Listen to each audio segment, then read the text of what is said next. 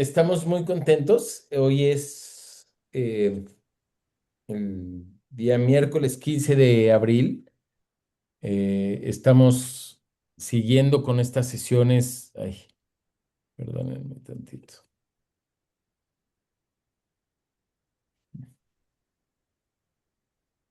Con nuestras sesiones de la Sociedad de Pie y Tobillo. La intención con estas sesiones es empezar a generar un cambio en nosotros.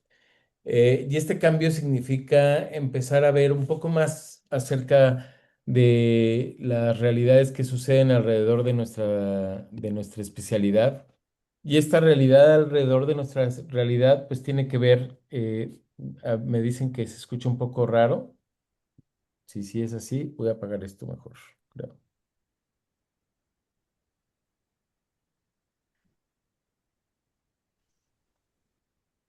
Muy bien. Bueno, espero que me escuchen bien. Eh,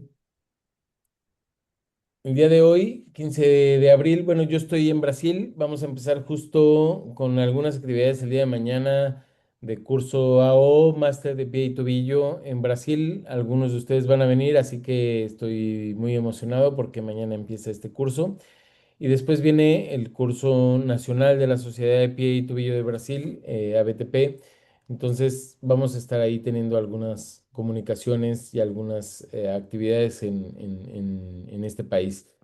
Eh, y un poco acerca de esto, me interesa mucho. Yo sé que muchos de ustedes tienen una oferta académica muy importante. Esto significa publicaciones, trabajos publicados, capítulos de libros, muchas cosas que se han hecho a partir de ustedes mismos, de su propio esfuerzo, y que a nosotros como sociedad nos interesa difundirlo, promoverlo y exponenciarlo. Así que quisiera que nos manden por favor el correo de la sociedad un poco, al menos los títulos de las cosas que han escrito y los títulos que han publicado. Si pueden mandarnos sus artículos originales, está buenísimo. Y la idea es empezar a generar una biblioteca de información de lo que hemos publicado y de lo que hemos generado como sociedad para poder exponenciarnos. El día de hoy quiero presentarles a un gran amigo, el doctor Maitret. Maitret, eh, ay, seguir compartiendo, ¿no? Doctor Maitret, Rodrigo Maitret es un buen amigo, es un gran angiólogo. Eh, Él es un cirujano endovascular, egresado de la raza y ha tenido una gran difusión y una gran participación académica a través de, bueno, sus fellows y sus residentes y personas que están en entrenamiento con él, pero también está a partir de un programa que se llama Endolab, en donde él probablemente nos va a platicar un poco más acerca de esto. Es un programa latinoamericana de angiología en el cual se dedican a la difusión académica y a la integración de la ciencia, sobre todo endovascular y tratamientos endovasculares en los pacientes. Tiene mucha experiencia en pacientes diabéticos, tiene mucha experiencia en pacientes que requieren algún tipo de tratamiento agregado a lo que nosotros hacemos. Y me parece que esto es la parte importante y la parte fundamental de nuestro trabajo. Yo creo que la gran mayoría de ustedes saben cómo tratar un pie de charcot, saben dónde investigar esta información acerca de cómo tratar un pie de charcot. Tenemos incluso colegas a los que es fácil acceder para preguntarles cómo deberíamos de tratar un pie de charcot, pero probablemente la interacción con el cirujano endovascular o cirujano angiólogo es mucho más difícil. Así que decidimos hacer una sesión donde la cirugía vascular sea la reina y se presente a sí misma y nos diga, pues, las perlas de tratamiento, los tips, cuándo deberíamos de mandar de un paciente a un angiólogo, cuándo debemos de hacer alguna acción o debemos de hacer algún tipo de tratamiento diferente al que estamos pensando y en este sentido pedirle ayuda a un angiólogo. Y entonces hacer este tratamiento multidisciplinario, porque creo que el pie de Charcot, dentro de las muchas patologías que tenemos en la cirugía de pie y tobillo, el pie de Charcot es de estas cirugías que sin duda tiene que ser un tratamiento multimodal, en donde el angiólogo cubre un ejercicio fundamental y a veces no tenemos la información completa de qué es lo que debería hacer. Así que, Rodrigo, doctor Maitret, te dejo ahora sí que cámaras y micrófonos. Estoy esperando que esto haya dejado de compartir y pues empiézanos a platicar un poquito acerca de, de qué opinas tú acerca del pie de charcot. Hola, ¿cómo están? Muchísimas gracias por la invitación, Martín. La verdad es que esta parte de compartir de manera interespecialidad me emociona mucho porque el avance de la medicina siempre es hacia la multidisciplinariedad, ¿no? Porque creo que tratar al paciente en un 360 es lo que más nos va a llevar a un éxito. Dejar detrás el ego, dejar detrás el yo puedo solo con todo y de repente integrarnos de manera conjunta con diferentes especialidades. Creo que el punto más importante es que a nuestro paciente le vaya excelente. Y en esta ocasión que nos toca hablar del pie de Charcot, creo que tenemos un coco todos, ¿no? Con estos pacientes. Sabemos que es el típico paciente que a veces el diabético mal controlado, que va teniendo una progresión tórpida en la deformidad del pie, que no solamente es biomecánica, sino que también es neurológica y cada vez vemos más conceptos vasculares en el pie que pueden llevar a un éxito, a un fracaso del tratamiento. Así que estoy muy emocionado por compartir esta parte con ustedes, que obviamente son los reyes del hueso, pero también me encantaría que tengamos una interacción para poder hablar de la parte circulatoria del pie. Así que muchísimas gracias por la invitación. Y pues sin más, vamos a empezar con este tema. Yo lo llamé consideraciones vasculares en el pie de Charcot. Para todos los que no me conocen, yo soy el doctor Rodrigo Maitret, soy angiólogo, cirujano vascular. Yo radico en la ciudad de San Juan del Río Querétaro y trabajo solamente en el medio privado. Entonces, pues cualquier cosa después de la lesión, aquí andamos a la orden. Todos entendemos el pie de Charcot como una deformidad, pero ¿de dónde viene esta deformidad y hasta dónde va esta deformidad y qué implicaciones clínicas tiene dentro de mi paciente? Lo hemos entendido típicamente como una alteración neuropática y biomecánica y hemos dejado un poquito atrás lo que es el aspecto vascular y esto es de suma importancia porque los pacientes, obviamente que tienen un pie de Charcot, pues son pacientes diabéticos y la expectativa de vida con el tiempo ha ido cambiando y entonces cada vez vemos pacientes más añosos con una exposición más crónica a la diabetes, que finalmente esto va a hacer que se acumule mayor placa de ateroma a nivel de mis vasos tibiales y al final no solamente tengo una deformidad, sino también tengo una enfermedad arterial periférica, que puede ser una enfermedad arterial periférica sintomática, muy típica, o puede ser una enfermedad periférica asintomática, en donde si nosotros no hacemos una correcta evaluación de nuestro paciente, vamos a llevarlo a que sea una enfermedad asintomática, a una enfermedad, ahora sí, sintomática, y que tengamos complicaciones tanto de los tejidos como de la cirugía que ustedes realicen. ¿Por qué nos debería de, por qué a todos nos debería importar que el ortopedista tenga estas consideraciones vasculares? Porque al final del día esto va a ser una de las principales causas de la falla de la reconstrucción en el pie. No porque lo hayan hecho mal, sino porque todo está perfecto, pero si no tengo una biología vascular completa en mi pie, pues me va a llevar a un fracaso de mi cirugía y a amputaciones que tal vez pudieron prevenirse en caso de que se haya realizado una valoración vascular integral, pues de nuestro pie. Una mala circulación de mi pie me puede llevar a una dehiscencia de la herida, a una pseudoartrosis, porque no pudimos tener una correcta fijación de nuestras estructuras óseas, a que a pesar de que nosotros hayamos descargado bien a nuestro paciente y que nuestro pie esté fijo, nuestra úlcera sea recurrente o no cicatrice a pesar de haber quitado la carga de la herida y que al final del día, pues una pesadilla que creo que todos tenemos, nuestro material quirúrgico expuesto, ¿no? No queremos que se contamine nuestro material, que va a terminar en un retiro del material y en un desenlace desafortunado para el paciente, que va desde una imposibilidad para la deambulación o hasta una amputación mayor. Entonces, tenemos que entender el pie como una unidad biomecánica y circulatoria. Y no solamente, desgraciadamente, es solo tocar los pulsos, hay que ir un poquito más allá, hay que ir un poquito a la ciencia. Si nuestro paciente nosotros lo recibimos en una etapa aguda, viene un punto crítico del diagnóstico diferencial, porque nos va a llegar un paciente diabético con el pie rojo y caliente. Entonces, yo tengo una posibilidad diagnóstica de primera entrada, que es una infección. ¿Sabes qué? Está rojo, está caliente, puede tener una infección activa.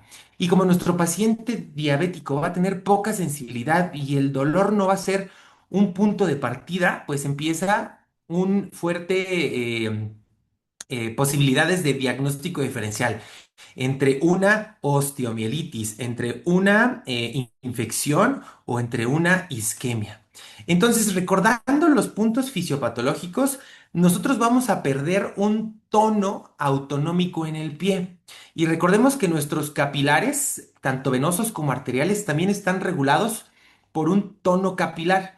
Cuando esta pérdida autonómica es bastante pronunciada, perdemos el tono colinérgico. ¿Y qué es lo que va a pasar? Nuestros capilares se van a dilatar. Entonces vamos a empezar a tener un hiperflujo arterial a través del capilar y esta presión arterial va a pasar al capilar venoso, haciendo como si tuviéramos una fístula arteriovenosa. Pasa la mayor cantidad de presión del territorio arterial al territorio venoso.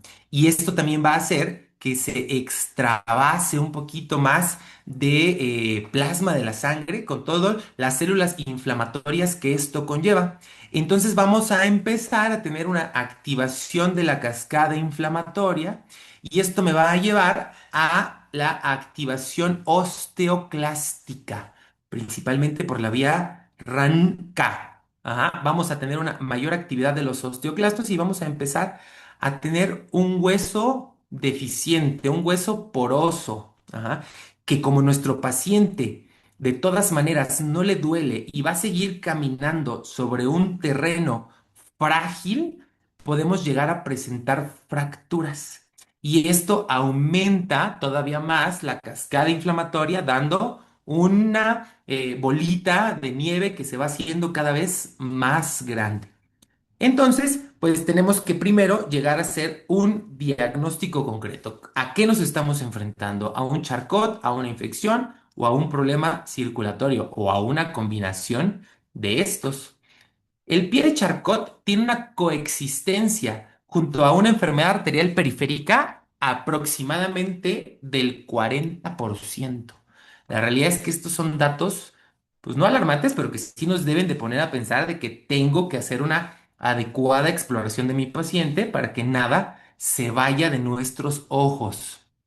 Normalmente, en el consultorio vascular, pues tenemos la oportunidad de contar con algunos dispositivos para poder cuantificar la circulación que tiene mi pie. Sin embargo, y creo que ustedes lo hacen constantemente, llega un paciente con pie, con algún problema del pie y nosotros queremos checar cómo está la circulación, pues tenemos a la mano checar los pulsos, checar el pulso tibial anterior, checar el pulso tibial posterior.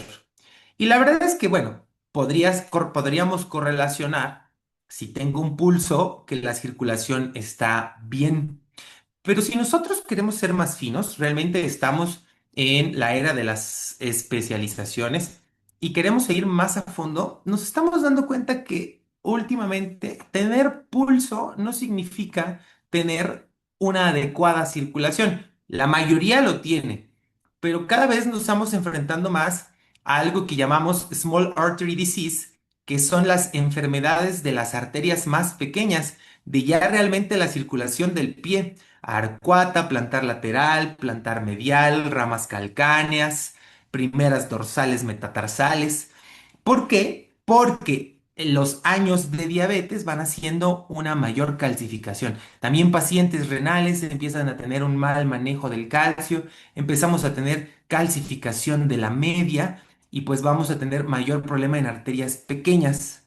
Entonces, más allá de la palpación de los pulsos, también nos estábamos haciendo frente con la medición del índice tobillo-brazo. El índice tobillo-brazo es algo que nosotros calculamos a través de un dispositivo que se llama Doppler lineal, que es vemos cómo está la presión a nivel de esas arterias, calculando la presión del brazo, dividiéndola entre la presión del pie y sacamos el índice tobillo-brazo. Entonces puedo decir, ¿sabes qué? El índice está normal. Pero ¿qué pasa en arterias que están muy calcificadas? Estos índices van a estar erróneamente alterados y me puede decir que tengo un índice tobillo-brazo normal y la realidad es que no, tengo disminución del flujo periférico. O al revés, está tan cálcica la arteria que yo no la puedo apretar. El índice tobillo-brazo es poner un manguito de presión arterial literal e inflar, como si estuviéramos checando una presión del brazo, pero vamos a estarla checando a nivel del pie. Y las arterias pueden estar tan duras que yo no la puedo colapsar y entonces mi índice tobillo-brazo pues no sirve de nada. Y esto me va a llevar a que yo opere pacientes sin una adecuada valoración y pues me va a dar una mayor tasa de infecciones, de isquemia, de dehiscencias quirúrgicas o de falta de consolidación. Entonces, tener un pulso palpable no es equivalente a tener un flujo normal hacia el angiosoma donde nosotros vamos a reconstruir. Tenemos que tener este concepto de angiosoma en la cabeza, porque es el concepto que más hemodinámico, el concepto más hemodinámico que me va a hablar de cada pedazo del pie que está nutrido por un territorio arterial. Lo tenemos que ir separando en diferentes pedazos. Realmente esto va a ser lo más funcional para todos. Entonces, tenemos que llegar a un workup vascular, ¿no? ¿Qué es lo que vamos a hacer? ¿Cómo vamos a estudiar para tomar nuestro algoritmo de decisión? Primero, abajo, la recomendación es llegar, tocar el pie, checar los pulsos, hacer estudios no invasivos de la circulación. ¿Qué tenemos a la mano como más sencillo?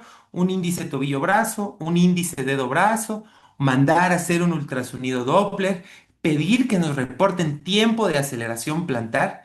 No hay una medición más nueva que el tiempo de aceleración plantar. Les cuento un poquito más de esta medida, porque a mí me gusta mucho, ya que nos está hablando en tiempo real de cómo está la vascularización por cada angiosoma del pie.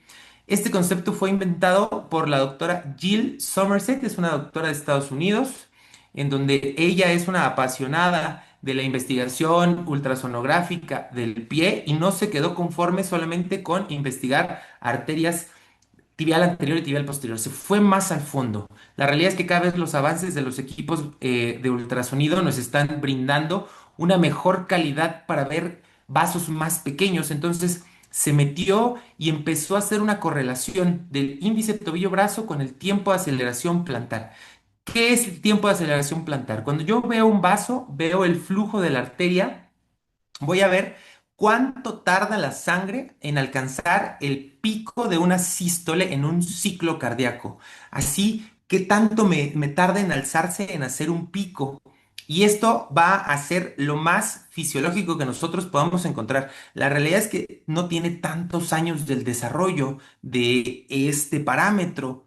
Lo estamos haciendo actualmente, pero tendrá 5 o 6 años de que este concepto está siendo aplicado y la verdad es que se está llevando de calle a todos los demás conceptos hemodinámicos que antes teníamos. Y esto está padrísimo porque entonces tenemos un cambio de paradigma para bien del paciente. Podemos tener también imágenes avanzadas como la tomografía o la resonancia, pero son estudios anatómicos, no son estudios vasculares. Pero tenemos que saber y tener en la cabeza que contamos con cada una de estas opciones para tener un análisis más completo de nuestro paciente. Lo que les hablaba de los angiosomas del pie son importantes porque vamos a contar con la arteria tibial anterior, que me va a dar el angiosoma tibial anterior, que va a ser toda la parte del dorso del pie y la cara dorsal de los dedos del pie. Vamos a tener el angiosoma tibial posterior que lo vamos a dividir en dos, en el plantar medial y en el plantar lateral. Y vamos a tener el angiosoma peroneo que va a incluir toda la parte lateral del talón y el talón en la parte posterior. Ajá. Y entonces va a decir, bueno, a mí como ortopedista, ¿por qué me sirve dividir el pie en angiosomas? Porque de acuerdo a su planeación quirúrgica que ustedes hagan, van a decidir por qué lado del pie van a llegar.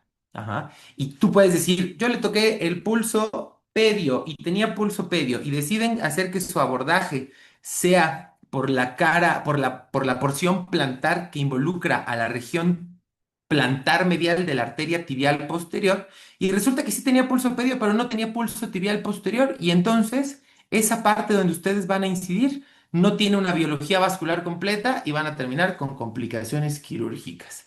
Y no tiene nada que ver con su técnica quirúrgica. Su técnica quirúrgica puede estar perfecta, pero si no me alcanza la sangre para cicatrizar o consolidar un hueso, no voy a tener un resultado quirúrgico efectivo. Entonces, dividir a nuestro pie en angiosomas me va a asegurar que yo vaya a estudiar directamente el flujo de esa zona para ver si mi abordaje para las fijaciones va a ser seguro. Entonces, recuerden esta perla. La planeación de sus abordajes tiene que ser angiosoma dirigido. No solamente la parte biomecánica, sino pensar que el flujo esté íntegro en esa zona para mantener viable toda la cirugía. Recordemos que entre estos angiosomas, ya a nivel del pie, la realidad es que si no tengo un arco arterial plantar completo, que esto ocurre en el 40% de la gente normalmente, no por tener una arteria pedia permeable, voy a tener una arteria tibial posterior perfundida por colateralidad. Ajá. Es arriesgarnos a algo totalmente innecesario. Entonces, por eso les menciono aquí el tiempo de aceleración plantar. Les hago mucho énfasis, porque la realidad es que esto es lo más efectivo para que a sus pacientes les vaya bien y de alguna manera comprometer a los médicos, tanto angiólogos o radiólogos, a los que manden a valorar a sus pacientes, que les pidan que les tomen la medida de tiempo de aceleración plantar. Es el momento de cambiar de paradigma, de evolucionar en nuestras pruebas de laboratorio porque esto es real, esto es en tiempo real, esto me va a dar fisiología de mi pie, que es lo que más me va a dar utilidad para que mi cirugía me vaya muy, muy bien. No necesitamos ningún equipo ultra avanzado. Nosotros como angiólogos, yo sé que a lo mejor ustedes en el consultorio de ortopedia no tienen un ultrasonido porque no les corresponde y está excelentemente bien, pero donde vayan a mandar a hacer su estudio, la verdad es que no se ocupa ningún equipo de ultrasonido súper específico. El que todos nosotros de angiología y los radiólogos tienen en sus gabinetes es necesario, solamente hay que insistir que se practiquen las tomas de este parámetro, y es justamente lo que le platicaba el doctor Martín Romo a través de Endolat, que es una organización Horizontes Endovasculares de Latinoamérica.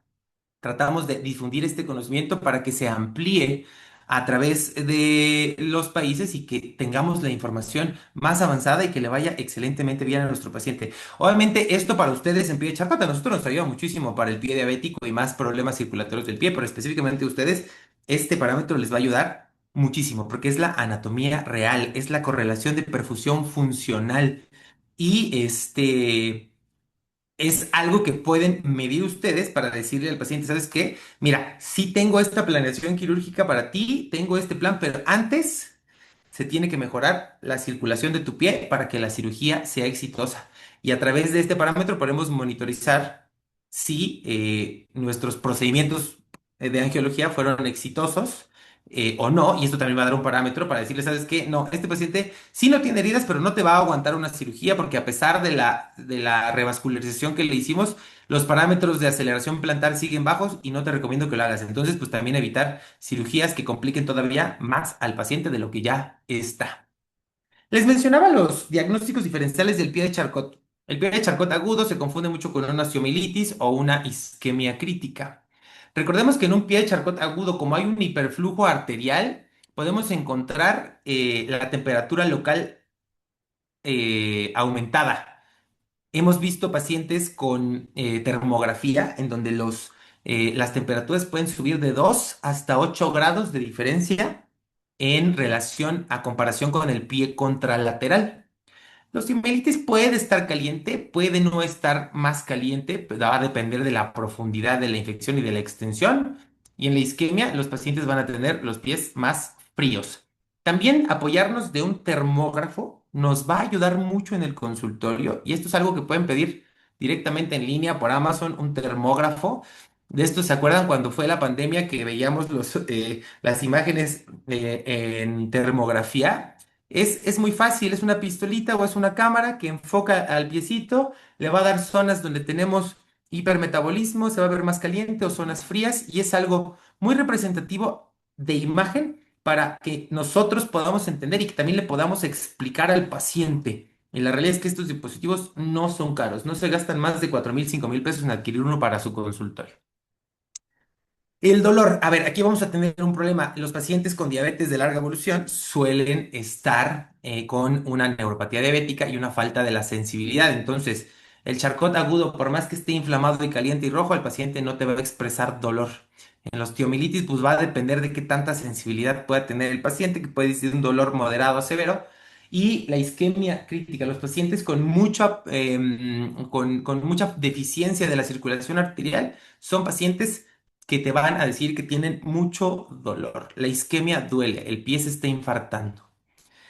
En la resonancia magnética podemos ver en un charcot agudo un poquito de edema óseo, es algo difuso, en la osteomielitis pues una destrucción ahí del hueso y en los pacientes con una isquemia arterial vemos que son fases ahí en T1 donde no va a realzar con la inyección de gadolínio, vamos a ver isquemia cortical. Ya lo que les puse del tiempo de aceleración plantar, la isquemia, pues vamos a tener PATs prolongados, la osteomielitis, pues la verdad es que esto puede ser variable si tiene o no isquemia, y el charcot agudo, pues vamos a tener un poquito de alteración, se va a ver un poquito de más flujo, el ultrasonido vamos a perder algo que le llamamos trifacidad de las ondas, y se va a ver un poquito de mayor flujo arterial. Otra de las cosas que nosotros podemos contar en el consultorio y que es importante hablar es de la tensión cutánea de oxígeno. No sé si la han llegado a escuchar. Es un aparatito en donde yo le conecto a la piel del paciente y me va a medir la máquina qué tanta cantidad de oxígeno le está llegando a la piel. Y esto es importante porque también me puede diferenciar pacientes que están isquémicos eh, con mediciones por debajo de 40 milímetros de mercurio que hablan de que el paciente tiene una poca perfusión. En el charcot agudo va a estar obviamente mucho más perfundido a la piel por las hiperhemodinamia que tenemos a nivel arterial y los osteomielitis, pues la verdad es que puede ser variable. Para los osteomielitis lo que me va a dar el punto de quiebre es pues, el aumento de la leucocitosis y la proteína C reactiva, que son los factores inflamatorios, porque en la isquemia la realidad es que no los voy a tener tan elevados ni en el charcot. Recuerden que un pie caliente, un pie de charcot agudo, no es igual a un pie bien perfundido porque esta hiperemia y el aumento de la temperatura me puede confundir. Ajá, entonces nunca hacer nada en un charcot agudo a menos que sea drenaje de absceso. Siempre tenemos que dejar enfriar el cuadro. Ajá. Eh, Ahora, algo que nos tenemos que llevar a casa, si ustedes tienen duda de que mi pie esté bien perfundido, pues la valoración angiológica previa es de suma importancia, porque nosotros vamos a ver si realmente ese piecito tiene una oportunidad de sobrevivir a el procedimiento quirúrgico que se realice por parte de ortopedia. Tristemente, recibo pocas solicitudes de valoración preoperatoria cuando van a hacer alguna intervención de pie. Y más triste también es a veces pacientitos posoperados de lo que quieras y mandes de que le hayan hecho en el piecito, que llegan con complicaciones isquémicas. Y pues esto es una pesadilla para todos, ¿no? Pesadillas que se pueden prevenir.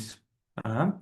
Entonces, ¿qué paciente sí o sí tenemos que mejorar la circulación antes de cualquier intervención?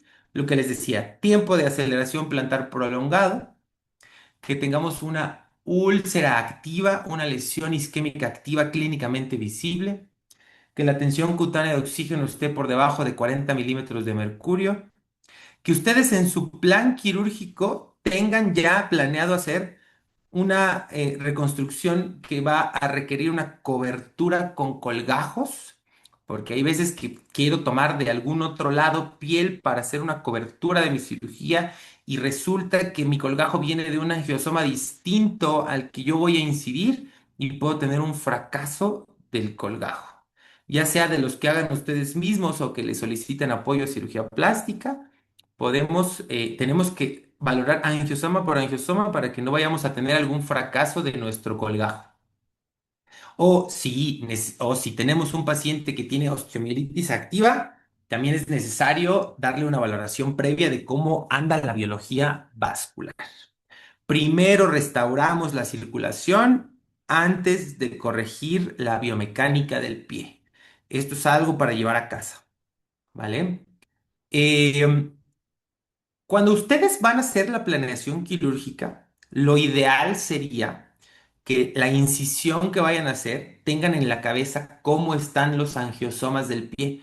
¿A qué nivel voy a entrar? Voy a entrar a nivel tibial anterior, voy a entrar a nivel plantar medial, plantar lateral o calcáneo, porque es justamente el angiosoma que tengo que tener muy bien nutrido. Un ejemplo burdo, pues, y esto es una historia típica, un pacientito que fue a podología, que le sacaran una uñita enterrada y resulta que con esa pequeña lesioncita que le hicieron con las pinzas del podólogo fue suficiente para que un angiosoma deficiente en circulación iniciara a desarrollar una herida isquémica. Ahora imagínense, yo hacer una incisión amplia, causar inflamación, hacer osteotomías, meter material quirúrgico, ¿ustedes creen que no va a ser todavía un mayor estímulo de daño para progresar a una lesión isquémica? Por supuesto que sí. Entonces, cuando hagamos nuestra planeación, tendremos que pensar si el angiosoma que voy a incidir está bien vascularizado. Tratar de evitar despegamentos amplios de la piel. ¿Por qué? Porque todas estas angiosomas pueden estar conectados entre sí por pequeñas arterias perforantes. Ajá. Entonces, yo hacer una disección amplia, cortar arterias perforantes en una circulación que está deficiente, todavía dejo con menor nutrición a la piel y esto puede desencadenar isquemia, ¿vale? Y si ustedes están pensando en hacer colgajos o implantes, asegurarse que el área donde lo tomen esté correctamente perfundida. Si ustedes, la mejor fijación que ustedes vayan a realizar va a fracasar si lo hacen a través del peor tejido perfundido. Entonces ahorita la decisión no solamente es anatómica, sino también tengo que hacer una decisión vascular en la cabeza, ¿vale? Entonces, si nosotros vamos a hacer un abordaje ortopédico y resulta que mi circulación no está bien, vamos a empezar a provocar una cascada de eventos desafortunados. Esta cascada lamentablemente empieza antes del quirófano, que quiero decir, con una mala valoración vascular. Empezamos a tener que mi circulación no me alcanza para que mis huesos tengan una adecuada unión, consolidación, entonces voy a tener pacientes no consolidados, pseudoartrósicos, se me van a empezar a necrosar de la piel, se va a disentar mi herida, va a introducirse una infección porque el tejido no vascularizado se va a infectar sí o sí y entonces va a llegar a penetrar a mis injertos, a mi hueso, se va a generar un biofilm y de ahí no lo voy a sacar y va a terminar en una amputación mayor. ¿Vale? Esta es la cascada de complicaciones que puedo tener. Entonces, ¿cuál va a ser un algoritmo que se va a proponer para tener un manejo integral entre ortopedia y angiología? Primero, pues ya hacer el diagnóstico de Charcot, ¿no? Que nos puede tocar a nosotros en el consultorio o a ustedes en el consultorio. Vamos a evaluar el grado de deformidad para ver si ustedes consideran que el paciente requiere alguna intervención quirúrgica o no. Y entonces, a través de esto, si ustedes deciden que es un paciente que es candidato a alguna cirugía ortopédica, pues evaluar la circulación. ¿Cómo? Primero, clínico, pulsos. Dos, solicitar un índice tobillo-brazo, un dedo tobillo-brazo, una tensión cutánea de oxígeno, un tiempo de aceleración plantar. Irnos un poquito más allá, no solamente solicitar el Doppler. La realidad es que cada vez en mi consulta veo, lamentablemente, muchos ultrasonidos con pobre información, ¿no? No me dice nada. Que me digas eh, flujos distales disminuidos, ondas sistólicas aplanadas, lesiones ateroscleróticas en tándem, todo lo que les puede reportar el ultrasonido, la realidad es que es información basura. Si no me dices cómo está la hemodinámica del pie, no puedo tomar decisiones. Y solamente puedo tomar decisiones con estos parámetros, no hay más, ¿sale? Entonces, llevarlos a casa para yo solicitar esta información a quien se la vaya a pedir, ya sea al angiólogo o ya sea al radiólogo. Una vez que nosotros tengamos esta información, identificar qué paciente necesita un procedimiento de revascularización previa, qué pacientes están bien para yo llevar a procedimiento, si es necesario revascular, enviar al cirujano vascular para que te aumente el flujo, tener una plática, tener una integración de lo que nosotros encontramos y comentárselo a ustedes. Oye, amigo Martín, ¿por dónde le quieres entrar este pie para hacer la cirugía? No, ¿sabes qué? Necesito entrar por la planta. No, espérame, el flujo plantar medial está muy disminuido. No vamos a tener éxito. Déjame que lo abra para evitar complicaciones posteriores. Y finalmente, pues ustedes saben más de descargas, descargar a nuestro paciente para llevarlo a una adecuada fijación. ¿Sale? Este es un algoritmo que les propongo. Aquí les pongo un ejemplo de algo que podría pasar, que la verdad es que no está tan descabellado, cuando solamente nos fijamos en parámetros clínicos más viejitos como el índice tobillo-brazo. Ajá.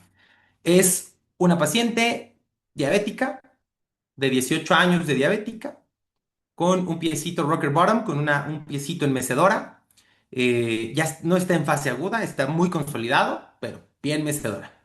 Tiene una úlcera plantar a nivel de la planta medial, grado 2. Y te dicen que tiene un ITB de 1.1 y tú podrías considerar que este ITB pues es normal. Aquí podríamos considerar nuestro primer parámetro que nosotros confiamos en que esa nos dijo que estaba excelentemente bien. Y entonces ustedes deciden hacer una artrodesis sin haber hecho una evaluación completa vascular previa. Y resulta que su cirugía hermosa se deisentó a las 2 semanas. Oye, ¿sabes qué? Me dice Martín, me habla, oye, necesito que vuelvas a checar a este paciente porque se disentó la herida, pero no veo algún factor por el cual esté mal. Y resulta que al momento de sacar más medidas como un índice de brazo está en 0.4, esto es deficiente. Una tensión cutánea oxígeno donde lo normal son 40 y tiene 28. Y un PAD prolongado. Tiene un defecto horrible de la talla tibial posterior y pues no tiene un flujo como tal ideal a la arteria plantar medial.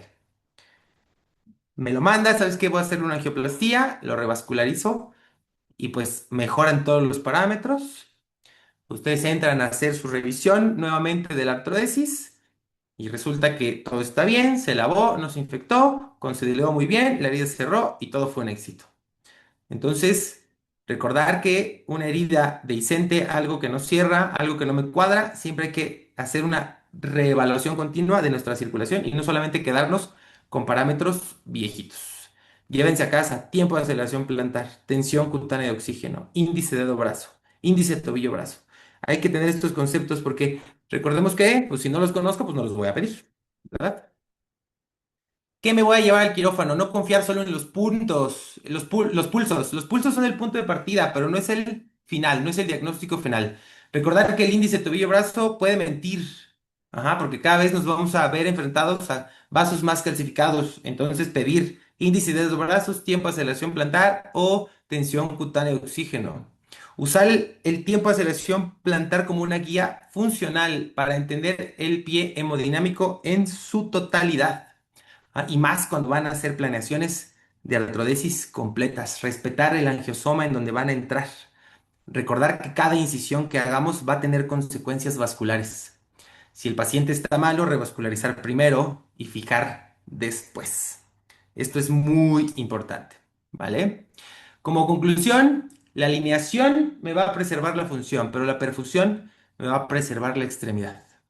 El futuro de la cirugía de Charcot no es solamente reconstructivo, tiene que ser biomecánico guiado por perfusión.